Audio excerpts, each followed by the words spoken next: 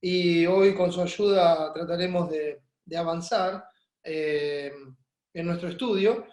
Y hemos visto hasta ahora los primeros 4 versículos de Segunda de Juan. Tenemos nuestro texto clave, que es el versículo 8. Vamos a leerlo. Dice así: mirad por vosotros mismos, para que no perdáis el fruto de vuestro trabajo, sino que recibáis galardón completo. Una vez más, mirad por vosotros mismos, para que no perdáis el fruto de vuestro trabajo, sino que recibáis galardón completo. Y Dios mediante, ya pronto estaremos tratando con este texto, que es clave en este pasaje, y por lo que vamos a ver hoy también. La epístola se va desarrollando de una forma muy natural, y como siempre, un buen maestro va poniendo las bases, y a partir de eso va desarrollando lo que viene a continuación, para que uno en el pensamiento, en el entendimiento, esté bien apoyado, y especialmente apoyado en la verdad de Dios. Y eso es lo que vimos en los primeros 4 versículos: cómo prevalece la verdad, cómo la verdad es la base, es la causa, es la medida de nuestras vidas. Está apoyada en la verdad, es por causa de la verdad que permanece en nosotros que podemos vivir y agradar a Dios, y es la verdad lo que nos mide, porque nosotros debemos andar conforme a la verdad, conforme al Evangelio de Dios, conforme al carácter de Cristo. Entonces, es la verdad, la medida, la única medida, mis hermanos. No tiene que ver esto con las opiniones humanas, con lo que nos parece, con lo que nos agrada. No, tiene que ver con ser medido a través pura y exclusivamente de la verdad de Dios, que es eterna, que es inmutable. Y el tema que estuvimos viendo en esos primeros 4 versículos es el mismo texto que usa Pablo en Corintios, cuando dice: nada podemos hacer contra la verdad, sino por la verdad. Ese es el punto central. Nada podemos hacer contra la verdad, somos hijos de Dios. Antes deteníamos con nuestra injusticia la verdad de Dios, pero hoy lo que podemos hacer no va contra la verdad, porque hoy nosotros buscamos agradar a Dios, y entonces no podemos hacer nada contra la verdad. Hay que hacerlo por la verdad, porque esa es la única forma de agradar a Dios, de comprobar lo que es agradable a Él, de darle la gloria, de mostrar el carácter de Cristo. Nada podemos hacer contra Dios, pero si Dios, que es la verdad, es con nosotros, bueno, hermanos, ¿quién contra nosotros? En Él está la fuerza, el poder y la gracia para poner la verdad por obra. Cristo mismo dijo: separados de mí, nada podéis hacer. Entonces, es muy claro, uno tiene que vivir por la verdad, ¿no? Es la base, la causa, la razón, es la medida de nuestra vida. Separados de Cristo, que es la verdad, nada podemos hacer. Entonces, cuando hablamos de que nada podemos hacer, obviamente nos estamos refiriendo a nada bueno y agradable a Dios, nada que le dé la gloria a Dios, que honre a Dios. Separados de Cristo, no tenemos esa posibilidad. Recuerden lo que vimos en Hebreos 13, 20 y 21, cuando nos dice que Él es el que nos hace aptos para toda obra buena, haciendo Él en nosotros, por Jesucristo, o mediante Jesucristo, lo que es agradable delante de Él, para su gloria. Entonces, es solamente por la verdad que nosotros podemos hacer lo que es agradable a Dios. También Cristo dijo, y es muy importante en nuestro pasaje, esta declaración del Señor, porque es lo que vamos a ver a continuación. Él dijo: el que no es conmigo, contra mí es, y el que conmigo no recoge, desparrama.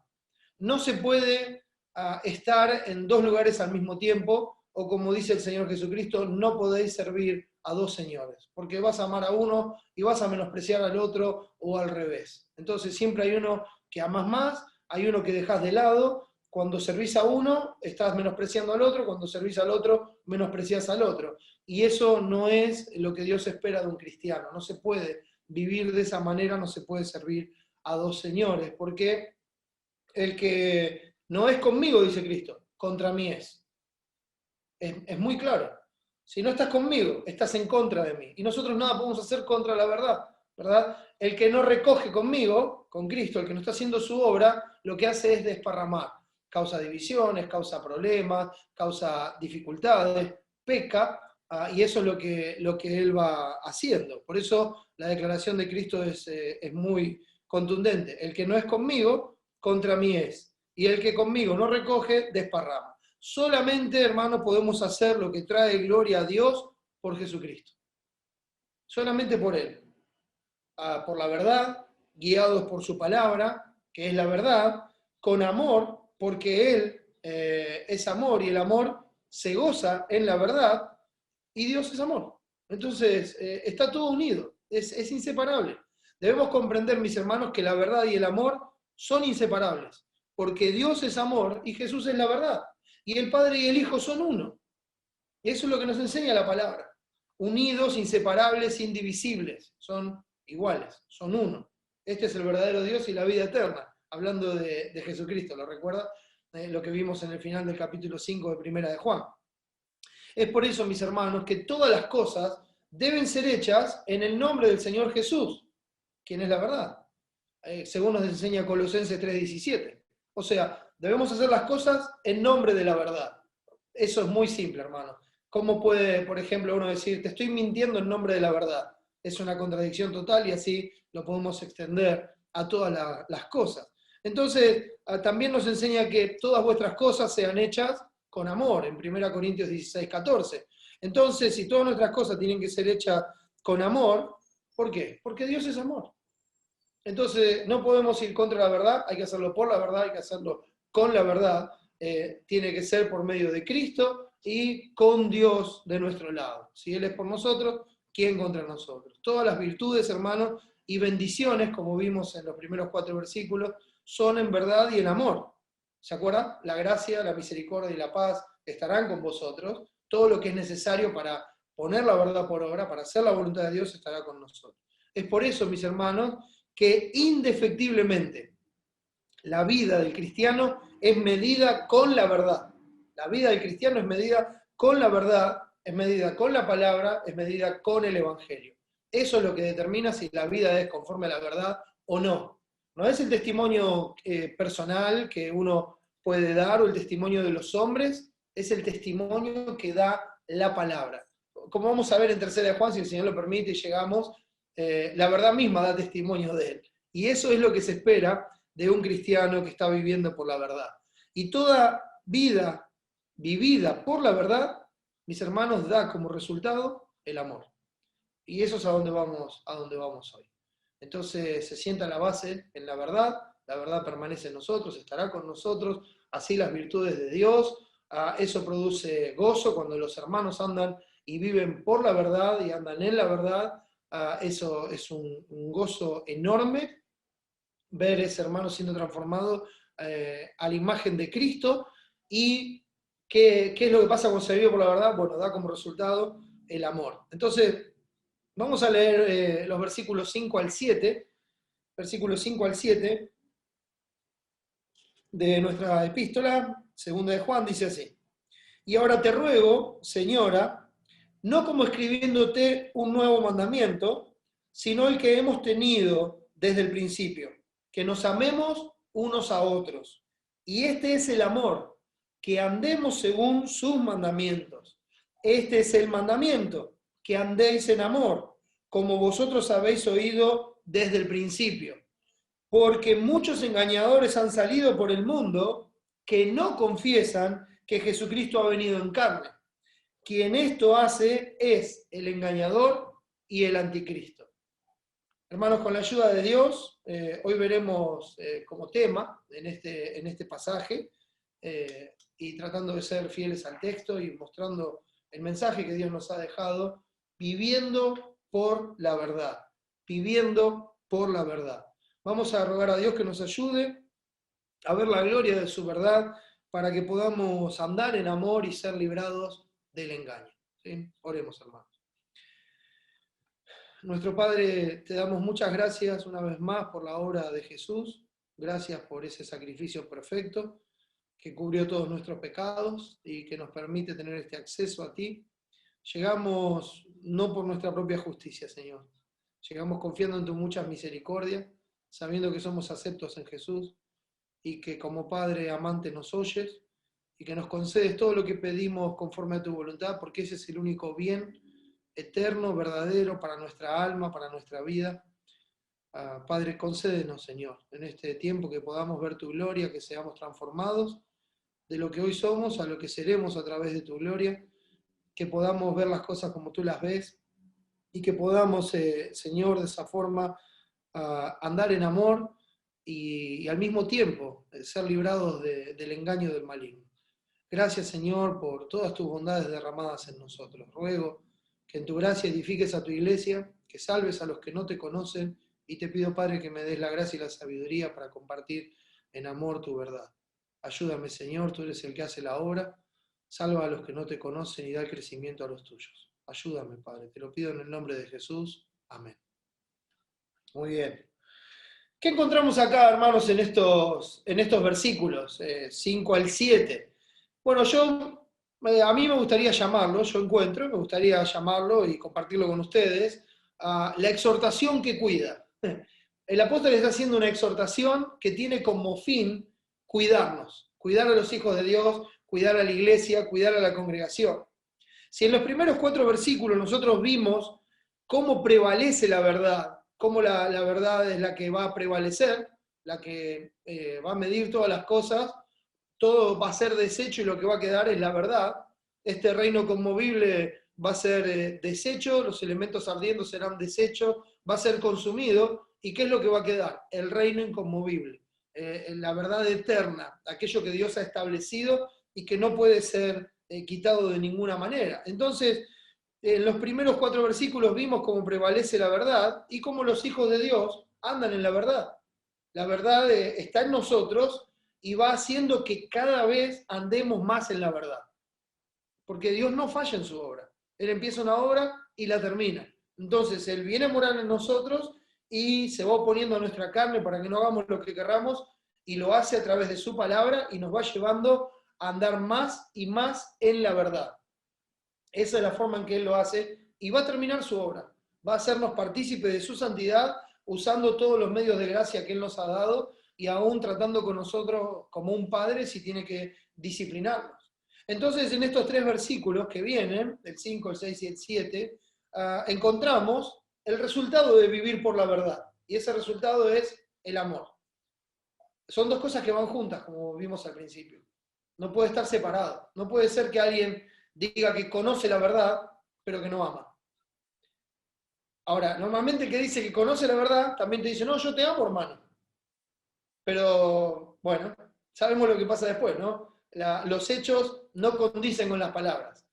En el trato o en el destrato, o como está de moda ahora, te bloqueo de todos lados, no te hablo más, sí, sos mi hermano, te amo en el Señor, etcétera, etcétera, pero no quiero saber nada contigo. Bueno, esa persona que dice que conoce la verdad, pero actúa de esa manera, en su vida no está resultando el amor. O sea que no está andando por la verdad. Dice conocer la verdad, pero no anda por la verdad. La verdad no se ve en su vida.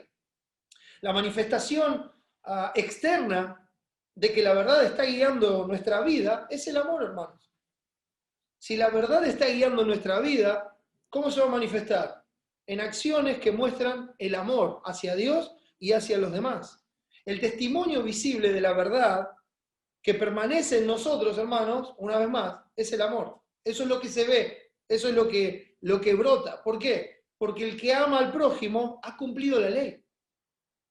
Vamos a ver aquí que se nos dice que hay que guardar los mandamientos, ¿verdad? Otra vez, versículo 5, 6, dice, y ahora te ruego, Señora, no como escribiéndote un mandamiento nuevo, sino el que hemos tenido desde el principio, que nos amemos unos a otros. Y este es el amor, que andemos según sus mandamientos. Este es el mandamiento, que andéis en amor, como vosotros habéis oído desde el principio. Entonces, Dios lo da en forma de mandamiento. Recordemos, cuando Dios da un mandamiento, es porque es algo que a nosotros no nos sale natural, hermanos. No nos sale natural. Entonces Dios nos dice, mire, ustedes tienen que andar así. ¿Por qué? Porque sus caminos están torcidos por naturaleza. Ustedes no van a andar en la verdad por naturaleza. Entonces, les doy un mandamiento para que sepan cómo amarme. Para que sepan cómo amarme. Para que sepan lo que es el amor a Dios y para que entonces anden por la verdad. Porque el que ama al prójimo ha cumplido la ley. Entonces, ¿dónde se cumple la ley de Dios? En el amor. Todos los mandamientos en esta sentencia se resume, dice la palabra. Amarás a tu prójimo como a ti mismo. El amor no hace mal al prójimo, así que el cumplimiento de la ley es el amor. Romanos 13, del 8 al 10 nos enseña esto, en un contexto precioso, mis hermanos. Pero hay más, porque por ejemplo Gálatas 5, 13 y 14 nos dice, si no servíos por amor los unos a los otros, porque toda la ley en esta sola palabra se cumple, amarás a tu prójimo como a ti mismo. Ok, hermanos. La ley de Dios, la verdad, los mandamientos se cumplen en amar al prójimo.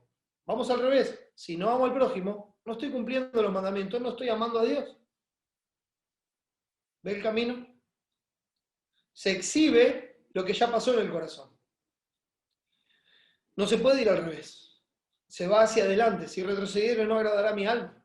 Cuando Dios cambió una vida, es una nueva criatura. A partir de ahí se va en crecimiento, como la luz de la aurora. Ya hemos visto estas cosas, hermano. No se olvide de esto, porque esto es fundamental para la vida cristiana. Estos son los fundamentos de la vida cristiana.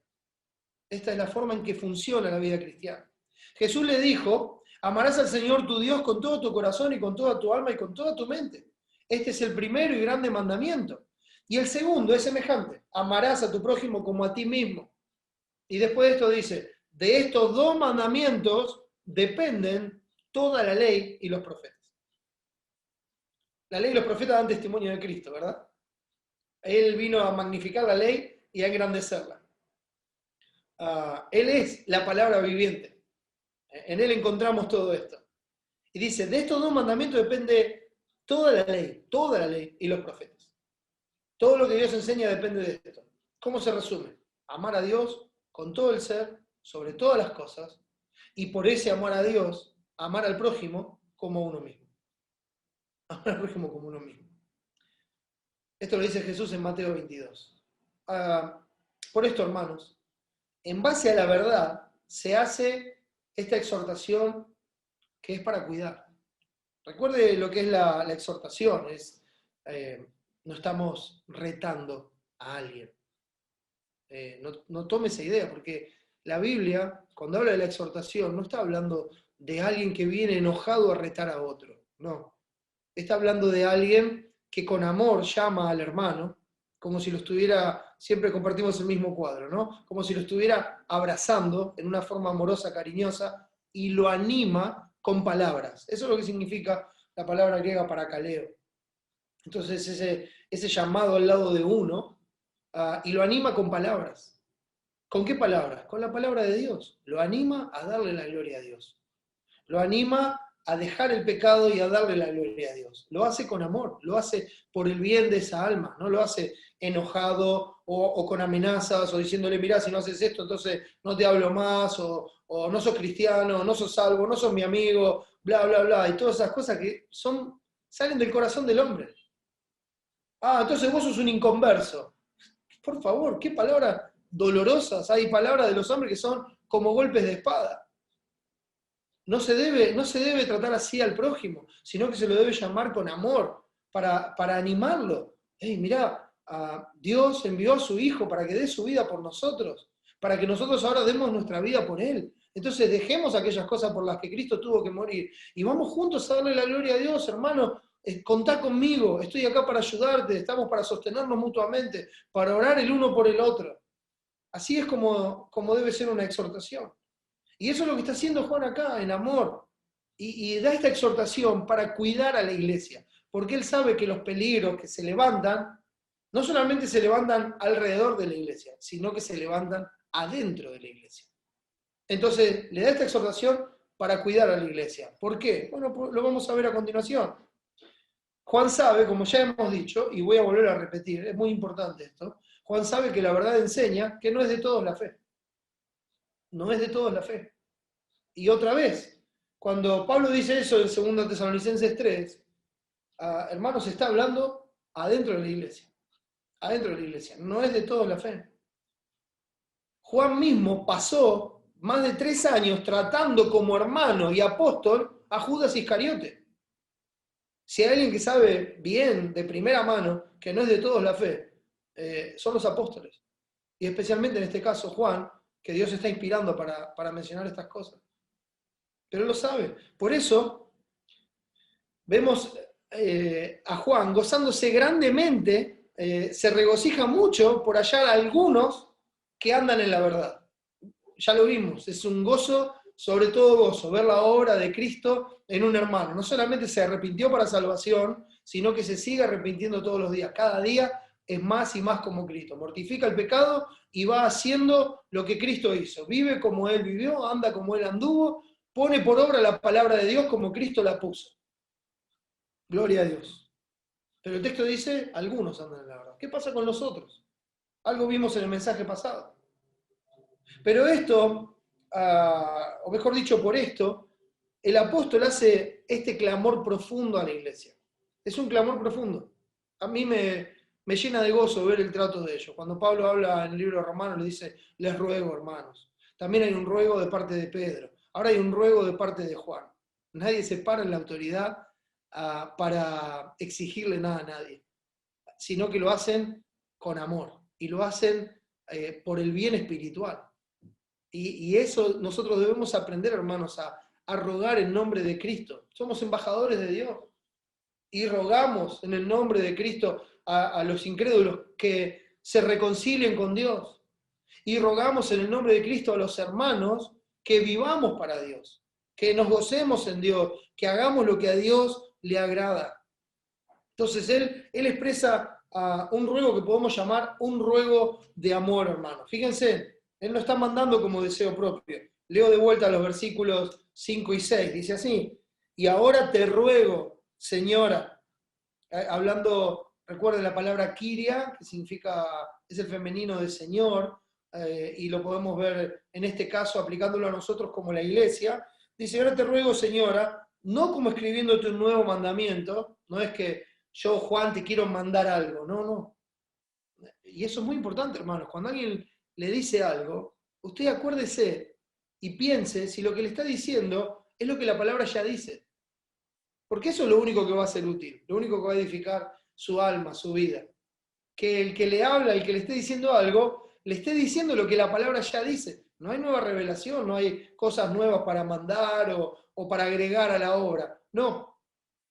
Y es lo que Juan hace. Dice, y ahora te ruego, señora, no como escribiéndote un nuevo mandamiento, sino el que hemos tenido desde el principio, que nos amemos unos a otros. No como la secta de los fariseos, los saduceos, que estaban añadiendo mandamientos de hombres, doctrinas de hombres, reglas de hombres, para ser un judío, para ser un cristiano, para ser parte de esta iglesia. No, hermano. No, hermano. Lo que determina quiénes somos es la palabra de Dios. Es la verdad de Dios. No es un conjunto de reglas o mandamientos de hombres, no. Por eso Juan le dice, yo te ruego, señora, no como escribiéndote un nuevo mandamiento, sino el que hemos tenido desde el principio, que nos amemos unos a otros. Y este es el amor, que andemos según sus mandamientos.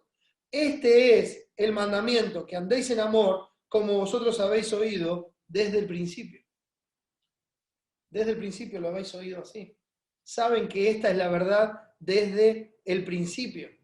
Entonces el apóstol nos manda como un deseo propio, no es que le dice, mira, a mí me gustaría que ustedes anden así, o me gustaría que las cosas fueran así, o que ustedes hagan tal cosa. Esos pensamientos, hermanos, deben morir en nosotros. No, hermano. Con un corazón sensible, un corazón tierno, un corazón amable, él exhorta, abraza, para animar con la palabra. Lo que él está diciendo es, démosle la gloria a Dios. Andar en amor es darle la gloria a Dios. Guardar los mandamientos es darle la gloria a Dios. Mostremos su carácter.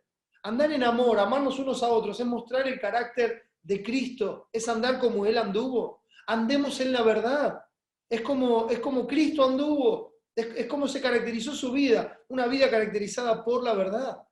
Y eso es a lo que los está animando. A ser como su Salvador. A ser como Cristo, como el Hijo de Dios, como nuestro Señor Jesucristo. Este, hermano, no es un mandamiento nuevo, es un ruego que Él está dando, podemos decirlo viendo la relación familiar. Uno puede decir, bueno, de padre a hijo, de anciano a hijito tiernamente, como suele hablar Juan. También de maestro a discípulo. Tómelo como quiera, pero en ese tipo de relaciones, que son relaciones íntimas, son relaciones de confianza. Como Pablo le decía a los Gálatas, ¿me he hecho pues vuestro enemigo por deciros la verdad? ¿De verdad? Valga la redundancia. Porque yo les digo la verdad, ¿me hago sus enemigos? No, yo soy el que los está cuidando. El que te cuida te dice la verdad de la palabra de Dios. El que quiere el bien de tu alma, lo que te dice, te lo va a decir con la palabra. No va a ser una sugerencia personal o de su experiencia o lo que le parece mejor. No, te lo va a decir con la palabra. Mira, hermano, esto es lo que Dios dice. Yo te animo, te ruego, que andemos en la verdad eterna, que andemos en la verdad enseñada, que andemos en la verdad predicada. Así es como debemos andar. Mostremos el amor a Dios poniendo por obra lo que Él nos mandó. Dice el versículo 6, y este es el amor, que andemos según sus mandamientos. También lo habíamos visto en 1 Juan y ahora lo voy a mencionar, el capítulo 5, versículo 3, lo que es el amor a Dios. Jesús dijo, si me amáis, guardad mis mandamientos. ¿Me aman? Bueno, guarden mis mandamientos. ¿Cómo muestran que aman a Dios? Obedeciendo. En otras palabras, lo que Cristo dice, vos decís, usted dice, depende de quién reciba esto, vos decís, usted dice que me ama, piensa en Cristo hablando a través de su palabra, vos decís, usted dice que me amás, bueno, haga lo que yo digo. Haga lo que yo digo. ¿Por qué me llamáis Señor, Señor, y no hacéis lo que yo digo? ¿Por qué decís que soy tu Señor, que soy tu Dios, que soy tu Salvador, y no hacés lo que yo digo? Pero no solamente eso. Cuando alguien se comporta así, es porque no le importa la palabra, no le importa la verdad. Ha usado el Evangelio como si fuera un comodín. Bueno, ya tengo la salvación, tengo lo que quería. Gracias, Cristo. Flor de sorpresa se va a llevar en el día final. Cuando esté delante del Señor y le diga, Señor, Señor, en tu nombre nunca os conocí, apartados de mí, hacedores de maldad. Ese va a ser el testimonio. El Evangelio no es un recurso para alcanzar la salvación, el Evangelio es la vida.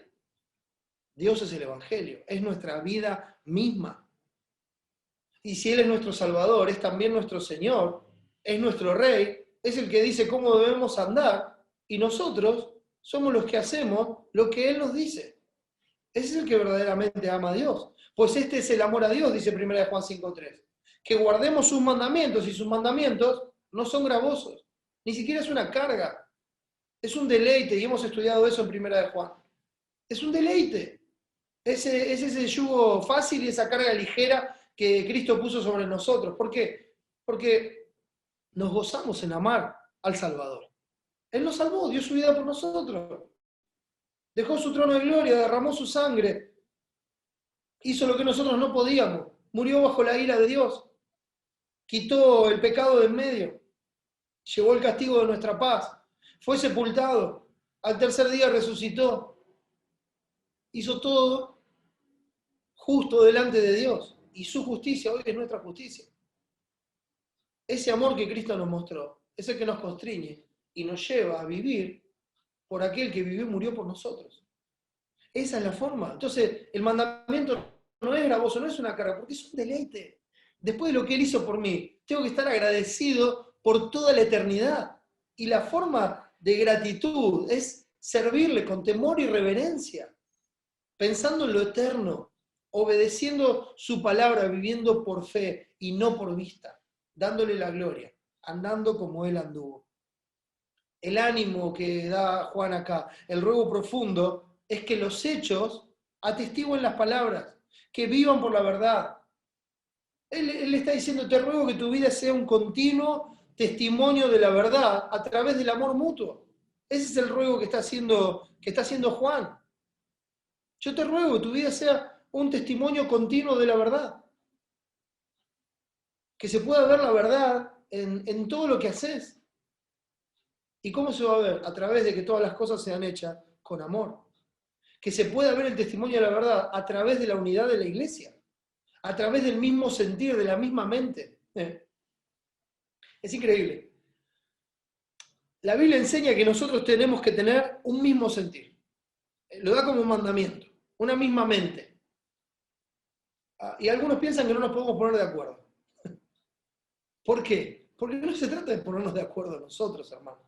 Nunca se trató de tener un mismo sentir, una misma mente, de ponernos de acuerdo entre nosotros. Jamás. Jamás. Se trata de que usted esté de acuerdo con Dios, vos estés de acuerdo con Dios, que yo esté de acuerdo con Dios, que vos, usted y yo hagamos lo que Dios dice y entonces vamos a tener el mismo sentir. De eso se trata, de llevar todos nuestros pensamientos cautivos a la obediencia a Cristo. Ese es el sentir de Cristo, el de darle la gloria a Dios en todo lo que se hace. ¿Cómo no vamos a poder tener ese mismo sentir? Seguramente hay cosas que todavía tenemos que aprender, pero en lo que hemos alcanzado, bueno, gocémonos. Gocémonos de compartir las mismas cosas, de creer lo mismo y sirvamos a Dios. Y seguramente el Señor nos va a ir enseñando y ¿qué va a pasar? Que el mismo sentir va a aumentar hasta que en la gloria, con la estatura y la plenitud de Cristo, todos tengamos la misma mente, aquella mente que busca solamente agradar a Dios en todos los aspectos. Que no solo algunos anden en la verdad, sino todos. Ese es el llamado. Y se han encontrado algunos que andan en la verdad, me gozo en eso. Pero ¿cuál es el anhelo? Que todos anden en la verdad. Anima a los hermanos. Yo te ruego, iglesia, te ruego, como dice el texto, no como escribiéndote un nuevo mandamiento, sino el que hemos tenido desde el principio. Te ruego que nos amemos unos a otros. Como también dice Pablo a los hermanos en Tesalónica, en el capítulo 4, los versículos 9 y 10, en parte de ellos dice, vosotros mismos habéis aprendido de Dios que os améis unos a otros. Es interesante porque Pablo en esa misma epístola dice, cuando ustedes recibieron nuestra palabra, la recibieron no como palabra de hombre, sino como lo que es en verdad, palabra de Dios. Así está en el capítulo 2. Y cuando él les dice, ustedes mismos aprendieron de Dios, vosotros mismos habéis aprendido de Dios, que os améis unos a otros. Ellos le enseñaron la palabra, pero el que estaba hablando era Dios. Ese mismo pasaje dice, el que desecha esto no desecha a hombre, sino que desecha a Dios, que está hablando y amonestando desde los cielos, como también dice Hebreos 12. Entonces, que os améis unos a otros. Ustedes aprendieron esto directamente de Dios, porque esto es lo que enseña el Evangelio. Y Pablo dice, y también lo hacéis así con todos los hermanos. Él habla de la región de Macedonia, dice, hacéis así con todos los hermanos, pero os rogamos que abundéis en ello más y más. Viene ahí y dice, hermano, te animo a que nos amemos unos a otros. Nuestra reacción, ¿qué me quieres decir? ¿Que yo no amo? ¿Qué me quieres decir? ¿Que yo estoy haciendo las cosas mal? ¿Qué me quieres decir? ¿Que pasa algo? ¿Que me estás juzgando? Ay, por favor, hermano. Por favor. Eso lo único que hace es mostrar la inmadurez, en el mejor de los casos, la inmadurez y la maldad que hay en nuestro corazón que debe ser mortificada. Y digo en el mejor de los casos, porque eso también puede estar mostrando que no conocemos a Dios. Porque cuando alguien dice, hermano, te animo a que nos amemos unos a otros, ¿cuál debería ser la respuesta de un hijo de Dios? Amén, hermano. Amémonos unos a otros. Sostengámonos mutuamente, animémonos mutuamente. Esa es la respuesta. ¿Por qué? No importa si lo estamos haciendo, necesitamos abundar. No importa si estamos llenando la medida, debemos desbordar la medida. Debemos ir más allá. Debemos hacer lo que Cristo hizo, dar nuestra vida por los hermanos, dar nuestra vida por los demás, morir a nosotros mismos y estimar al otro como superior a nosotros mismos. Pensar no en lo nuestro propio, sino en lo que es de Cristo Jesús. Pensar en el otro antes que en uno. Esto, hermanos, no es una novedad para el pueblo de Dios. Dios siempre enseñó esto. Dios siempre lo enseñó así. Dice Levíticos 19:18, amarás a tu prójimo como a ti mismo, y firma en ese texto, yo Jehová. ¿Qué es lo que Dios dice? Desde que dio la ley, desde que tomó al pueblo, lo rescató y le dice, bueno, estas son mis leyes. Yo quiero que conozcan mis leyes para que puedan ver su pecado, para que sepan cuán lejos están de mí. Entonces, le doy las leyes. Amarás a tu prójimo como a ti mismo. ¿Quién dice esto? Yo Jehová.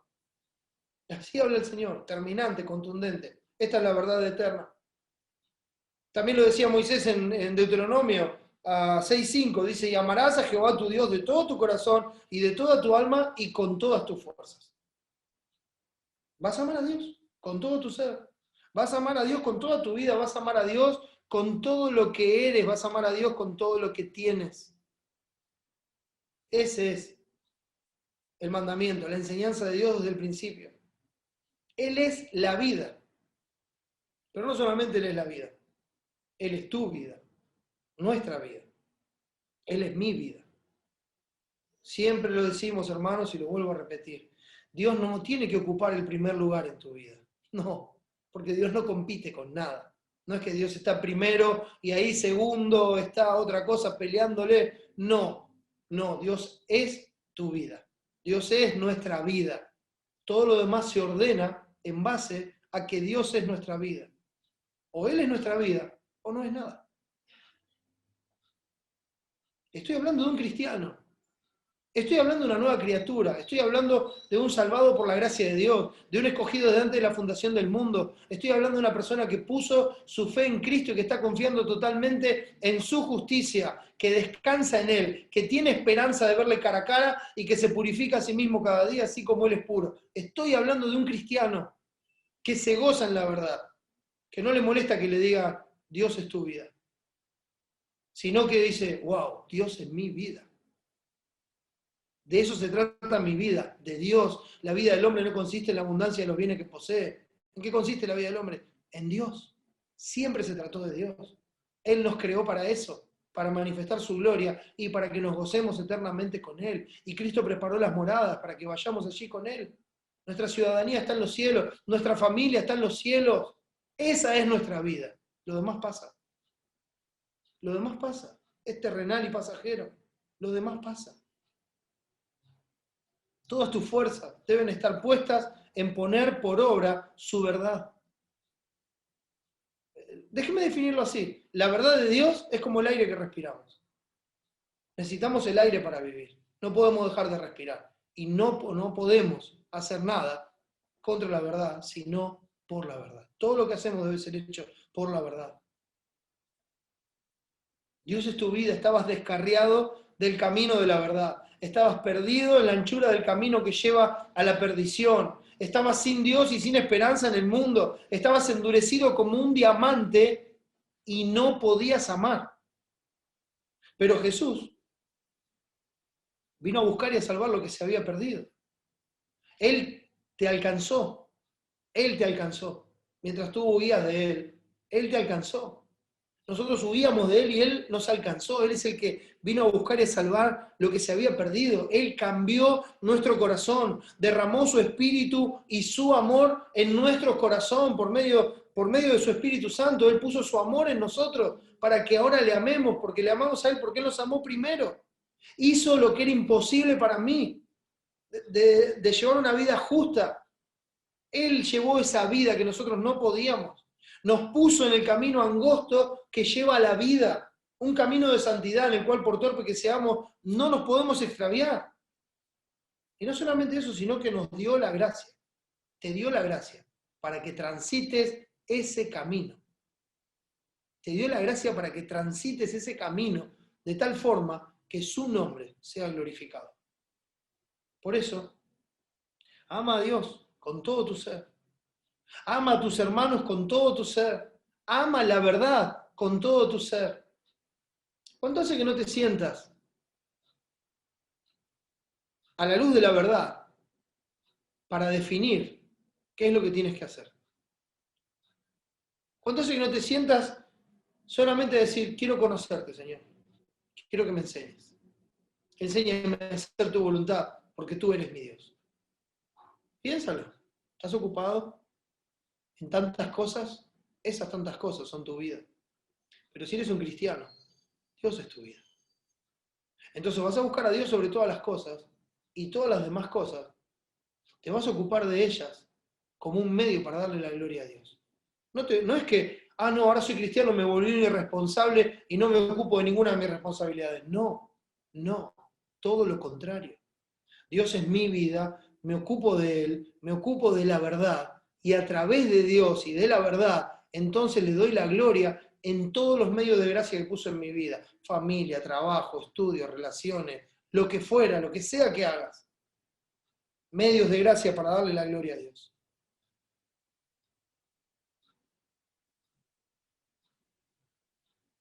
Es muy sencillo. O perece eternamente a nuestro orgullo, o moriremos eternamente. Si no amamos a Dios con todo nuestro ser, vamos a perecer eternamente en el orgullo de nuestra religión. Tal vez estamos acá y somos simples religiosos, yo no lo sé. No veo los corazones. Y te jactas de que tienes una religión, de que eres cristiano, de que vas a tal o cual iglesia, que crees tal o cual doctrina. No lo sé. Lo que sí sé es que Dios no puede ser burlado.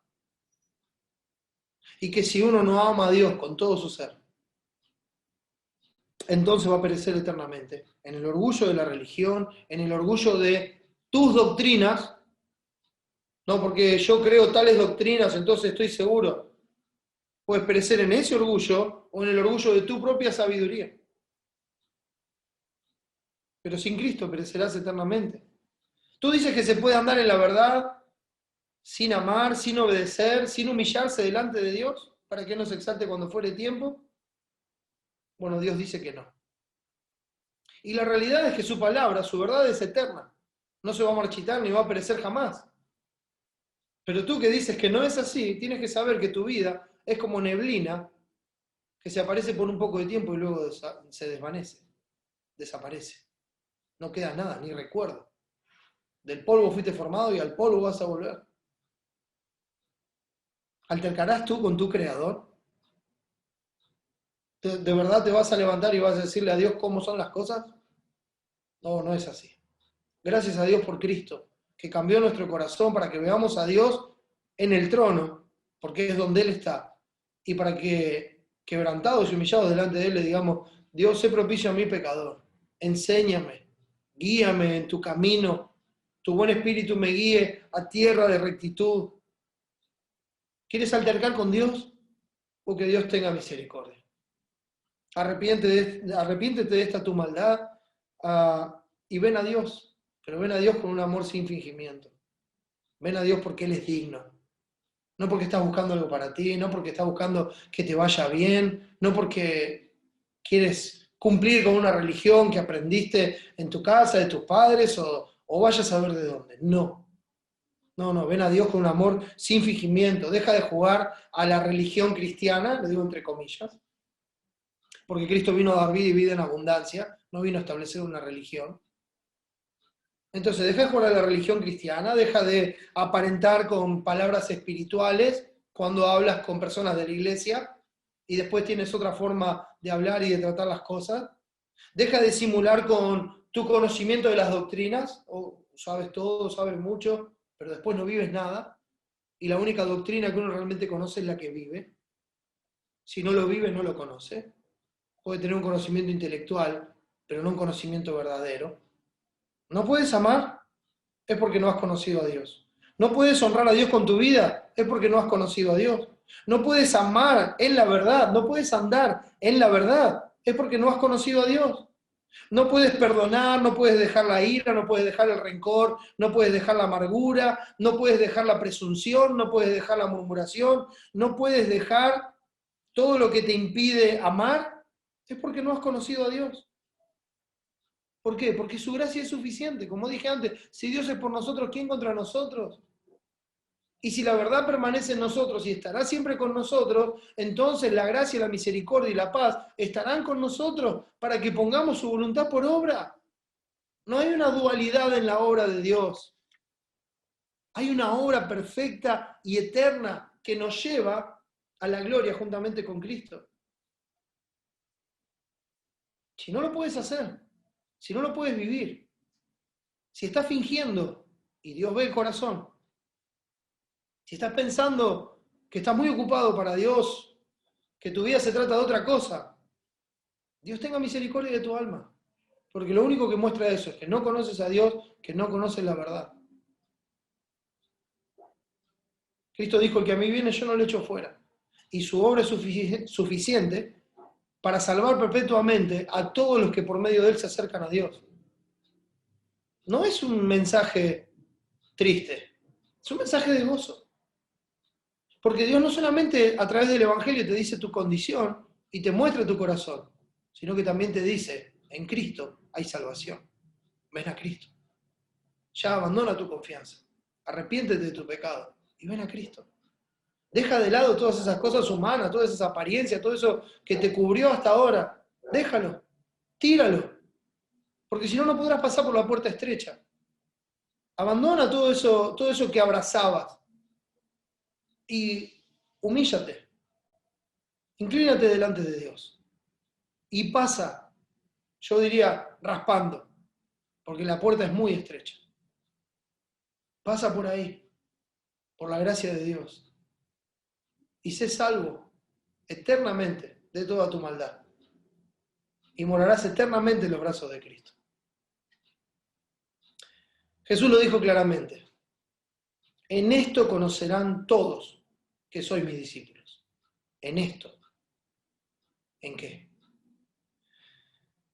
Si tuviereis amor los unos con los otros. En esto. En tener amor los unos con los otros. ¿Qué pasa con eso?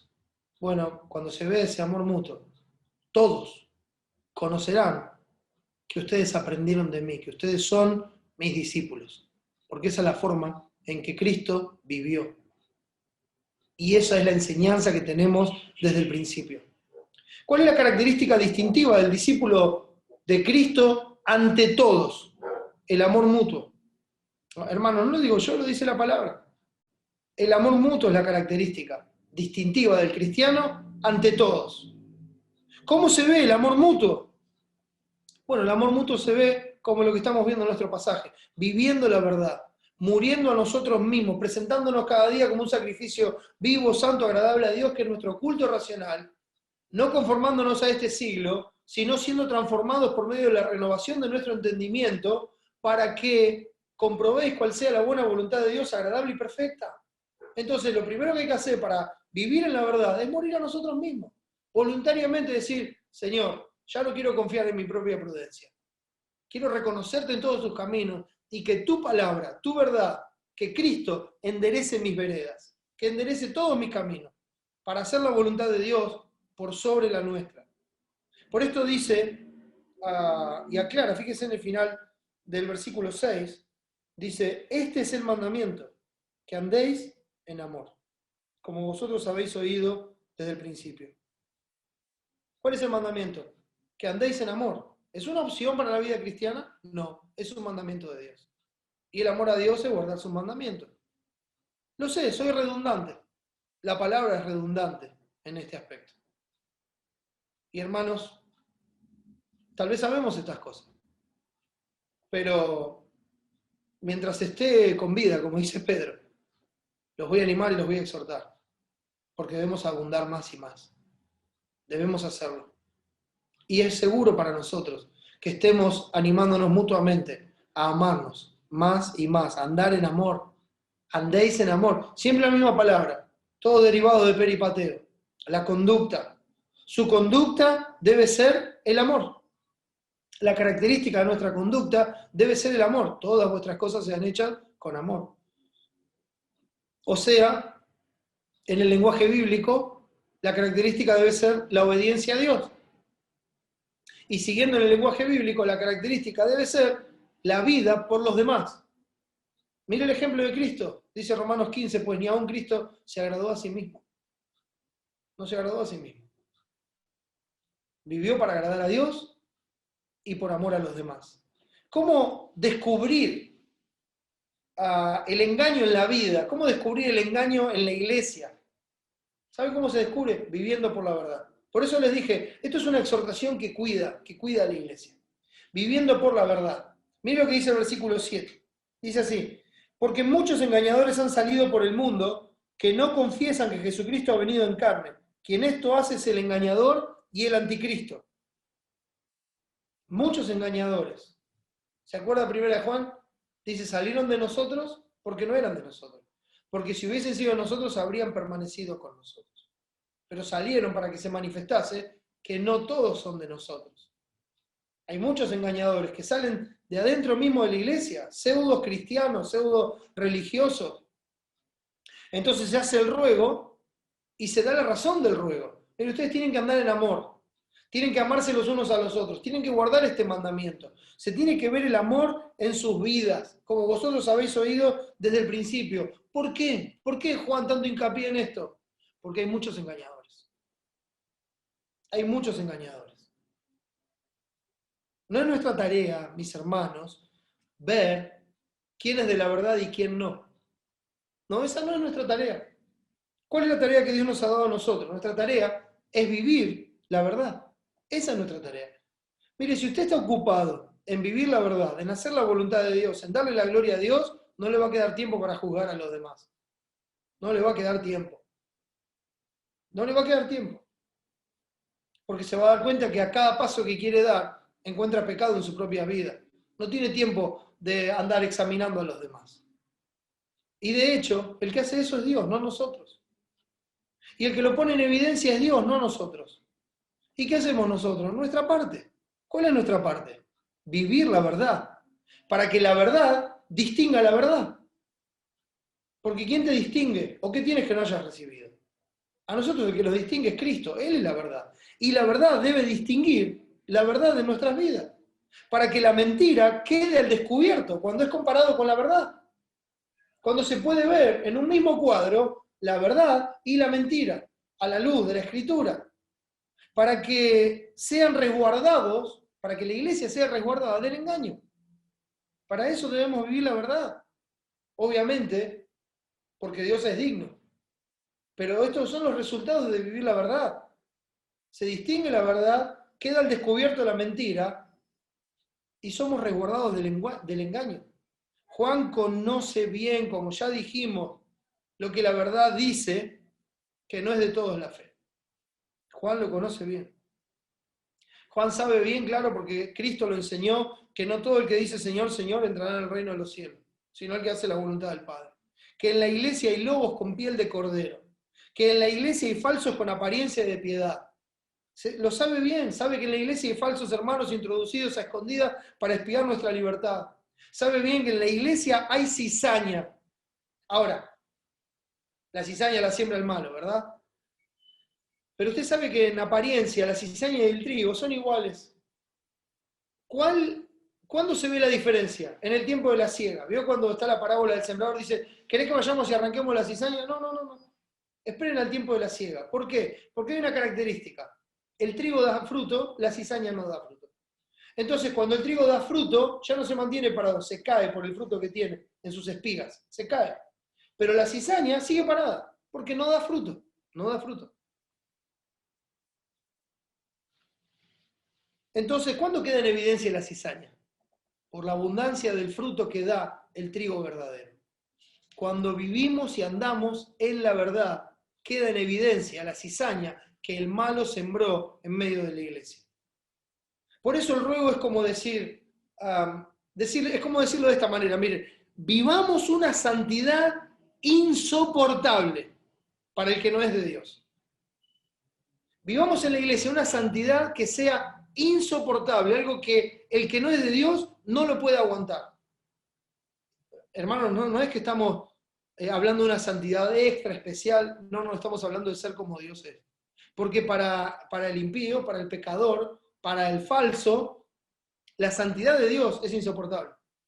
Pero todo es pecado, pero todas las cositas, pero hay que fijarse, pero ¿cómo se puede vivir así? Pero me vas a decir que todo está mal, pero déjame vivir tranquilo. Es insoportable. La santidad de Dios es insoportable para aquel que no conoce a Dios. Pero esa persona dice que conoce a Dios, está en medio de la iglesia. Ahora, cuando la santidad de la iglesia es creciente y la iglesia en su totalidad está buscando andar en la verdad, hacer la voluntad de Dios, esa santidad, para el que no es de Dios, se hace insoportable. Al principio llega con gozo, disfruta, qué amor que hay en los hermanos, y qué lindo esto, y empieza a pasar el tiempo y Dios empieza a tratar con su pecado, le empieza a mostrar su miseria, le cambia el semblante, ya hay mala cara, ya está enojado con los hermanos, con el pastor, con la palabra, esto no es tan así, pero al final parecía una cosa y ahora es otra, y salen. Salen porque no lo soportan, no lo aguantan más. Se les hace insoportable. Salen. Porque sin Dios es imposible vivir así. Esa iglesia, no, ¿qué es esa iglesia? Está todo el día diciéndote cómo hay que vivir, esto, que lo. Gloria a Dios por iglesias así, que con la palabra animan a los hermanos a darle la gloria a Dios todo el tiempo. Porque para eso vivimos, para eso nos salvó, para eso somos cristianos, mis hermanos. Por eso el ruego parece ser que está centrado en decirle, miren, vivan una santidad insoportable para el que no es de Dios, que no pueda sostener su engaño, que no lo pueda sostener. que no pueda pasar mucho tiempo entre ustedes, que quede en evidencia, que aunque dice que es de Dios, no lo es porque no puede andar como él anduvo. No se definan a sí mismos solamente por la cantidad de doctrina que creen conocer. No digan, bueno, yo conozco tal o cual doctrina o estas doctrinas o bla, bla, bla, entonces yo por eso soy tal cosa. No se definan por eso, mis hermanos. Examinen su corazón y vean si están andando en la verdad. Lo que nos define es el amor. El amor a Dios, el amor a la verdad, el amor a los hermanos. Que los engañadores, al no soportarlo, exploten. Que exploten. Oh, sí, hermanos, claro que explotan. Claro que explotan. Dice, pero ¿cómo que explotan? Está hablando de que revienten, de que... No, no estoy hablando en el mal sentido. Estoy diciendo que exploten, que salga a la luz lo que están queriendo tapar. Que exploten en su ira, en su enojo, en su envidia, en su orgullo, en su falsa justicia, que exploten en su malicia, que exploten en su hipocresía, que exploten en su falta de perdón, en el rencor que tienen, en la amargura, que se haga evidente a todos los que están en la iglesia, que se haga evidente su intemperancia, su falta de afecto natural, que se haga evidente su soberbia, su necedad, que se haga evidente su obstinación, su falta de temor de Dios, que se haga evidente su crueldad en el trato con los demás, que se haga evidente la acepción de personas que hay en su corazón, que se hagan evidentes sus pasiones, que se haga evidente su egoísmo, que se haga evidente su falta de conocimiento de Dios, que se haga evidente su ingratitud, que se haga evidente su avaricia, su corrupción de entendimiento, su corrupción de conciencia, que se haga evidente que son reprobados en cuanto a la fe. Que se haga evidente, que explote, que salga a la luz su rebeldía a Dios, a la verdad. Que se haga evidente sus profanas y vanas palabrerías. Que quede en evidencia ante todo. Que en medio de la santidad, del amor y de la verdad en la iglesia se haga manifiesto. ¿Saben qué? Hay iglesias donde los pastores no comparten con la congregación. ¿Sabe por qué, no? Tienen miedo que se haga evidente. No comparten con la congregación, no, porque ellos tienen que estudiar.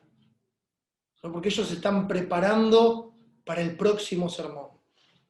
Porque preparar el sermón es un trabajo. No comparten. Tienen temor de que se note lo que son y que ese cuadro de perfección del ungido de Dios sea manchado.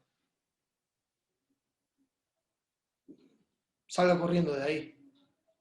Porque eso no tiene nada que ver con la verdad de Dios. No tiene nada que ver. Hay iglesias que, bueno, terminamos, ya está, ya se dio lo más importante, porque el centro de la iglesia es el púlpito, ya se predicó la palabra, entonces usted ya se puede ir a su casa. ¿Dónde dice eso en la Escritura, mis hermanos? ¿Dónde dice que la iglesia se trata de eso? Que eso es el centro de la congregación. No hay un solo texto que apoye eso. Pero hay muchos textos que apoyan que debemos estimularnos al amor y a las buenas obras, que debemos considerar a nuestros hermanos y que debemos cumplir con todos los unos a los otros que Dios nos ha dado. ¿Y saben qué? Cuando lo vemos así, cuando nos ocupamos en eso, no nos alcanza el tiempo para estar juntos, porque nos damos cuenta la necesidad que tenemos de esa comunión en la cual la sangre de Jesucristo, su Hijo, nos limpia de todo pecado. ¿Se quieren ir rápido? ¿Se quieren ir rápido? Sí, amo a los hermanos, pero bueno, cada uno a su casa. Cada uno a su casa, porque la verdad que hablar con este es pesado, este me irrita. Hermano, Dios nos libre. Que en medio de la santidad de la iglesia, la insensatez de todos estos engañadores se haga manifiesta a todos para ser guardados del engaño del anticristo. Porque aún Satanás mismo, mis hermanos, se disfraza como ángel de luz. ¿Sabe por qué Satanás llegó a ser un ángel de luz en esa iglesia? Porque la iglesia no estaba viviendo en santidad. Entonces hizo carrera cristiana para lograr el puesto que quería. Y la iglesia se lo permitió, porque la iglesia no convivía, no había santidad, no se hizo evidente. Nos puede pasar a todos.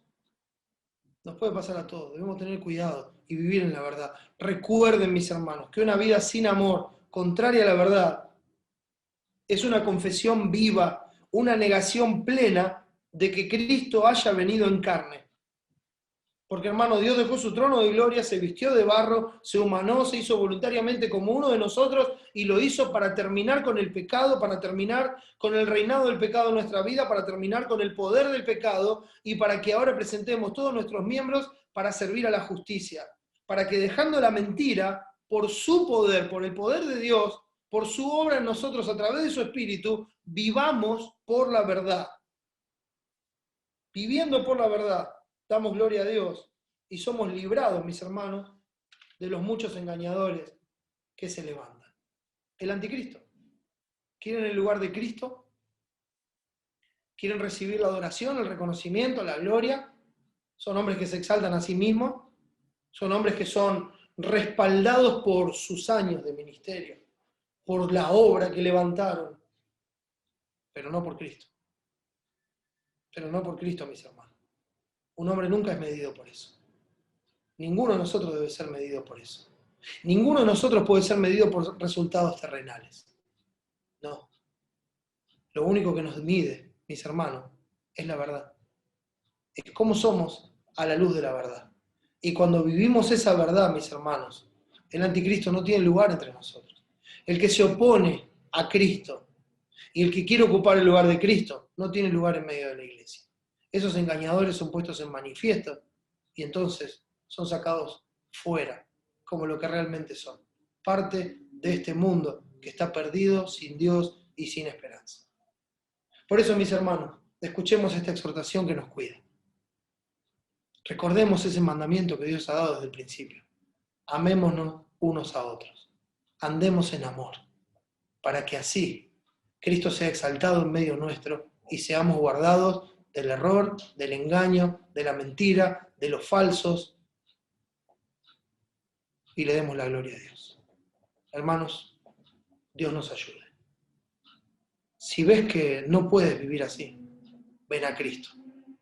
Ven a Cristo. Él te salvará eternamente y te va a dar la gracia para que puedas vivir así cada día de tu vida. Amén. Vamos a orar. Mi Señor, te doy muchas gracias por tu amor, tu misericordia, tu cuidado, tu bondad. Gracias por todo, Padre. Gracias por Cristo. Gracias por esa obra única y verdadera. Por esa verdad exhibida gloriosamente a través de toda su vida en medio nuestro y a través de su reinado en el trono, luego desde su ascensión y por toda la eternidad. Gracias, Padre, porque tu verdad prevalece para siempre.